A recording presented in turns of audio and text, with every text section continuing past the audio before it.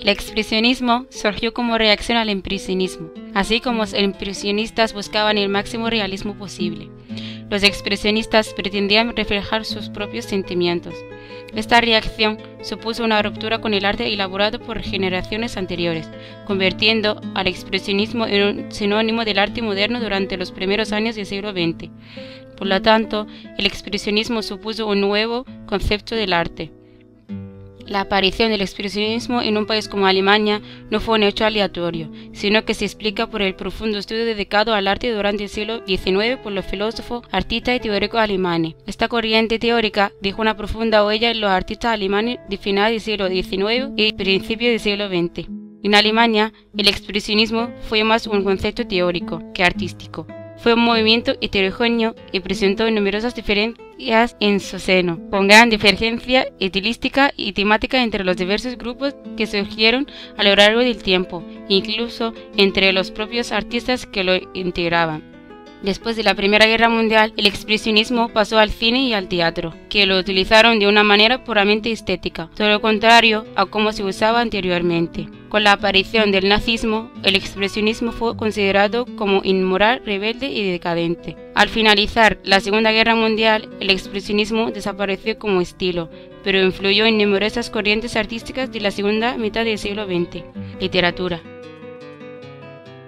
La literatura expresionista se desarrolló en tres fases, 1910 a 1914, 1914 a 1918 y 1918 a 1925. Los principales temas fueron la guerra, la urbe, el miedo o la locura, entre otros. Los escritores de la época critican la sociedad burguesa, el materialismo, la alienación del individuo y la era industrial, la presión familiar, moral y católica, representando la realidad desde un punto de vista interior, pues ya no se la imita. Es por ello que se deforma la realidad mostrando su lado más terrible y descarnado, con temáticas antes prohibidas como la sexualidad, la enfermedad y la muerte. Para esto recurrían a un tono hípico, exaltado, patético y renuncian a la gramática y a las relaciones sintácticas lógicas. Con el expresionismo, la literatura tuvo una gran renovación ya que los autores buscaban una nueva forma de captar la realidad, de mostrar la evolución social y cultural de la era industrial. Para ello, se opusieron el encadenamiento argumental, a la asociación espacio-tiempo y a la relación causa-efecto, propios de la literatura realista.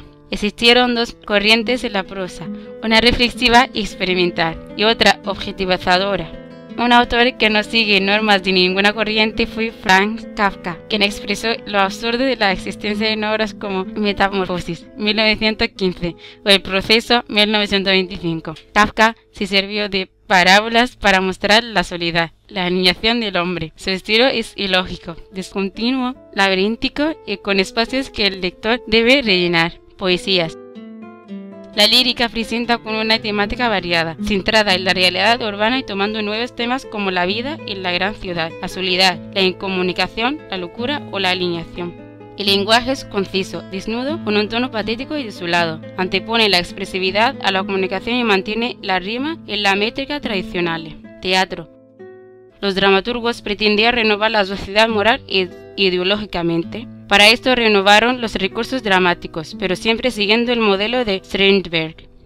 Utilizaban un lenguaje conciso, patético y exaltado, con tendencia al monólogo. También cobró importancia la mínima y la escenografía. No en vano, la estética del director teatral Max Reinhardt influyó poderosamente en el cine expresionista alemán. Cine. El expresionismo no llegó al cine hasta pasada la Primera Guerra Mundial. El cine expresionista pasó por diversas etapas. El expresionismo puro, llamado a veces calegarismo, a un cierto neorromanticismo con Murnau, y de este al realismo crítico, con Pabst y Ottmark, para desembocar en el centrismo de Lang y el naturalismo idealista del Kammerspielfilm. Entre los principales cineastas expresionistas destacan Robert Wayne, Paul Wegener, Friedrich Wilhelm Murnau, Fritz Lang, Georg Wilhelm Pabst, Paul Leni, Joseph von Sternberg, Ernst Lubitsch. El cine expresionista alemán impuso en la pantalla un estilo subjetivista que ofrecía en imágenes una deformación expresiva de la realidad mediante la distorsión de decorados, maquillajes y la recreación de atmósferas terroríficas o inquietantes, que eran el reflejo moral del antiguoso desequilibrio social y político que agitó la República Weimar aquellos años. Las primeras obras del cine expresionista se alimentaron de leyendas y antiguas narraciones de corte fantástico y misterioso, y a veces terrorífico y alucinante. El estudiante de Praga trata de un joven que vende su imagen reflejada en los espejos, el Golem, de un hombre de barro criado por un rabino judío.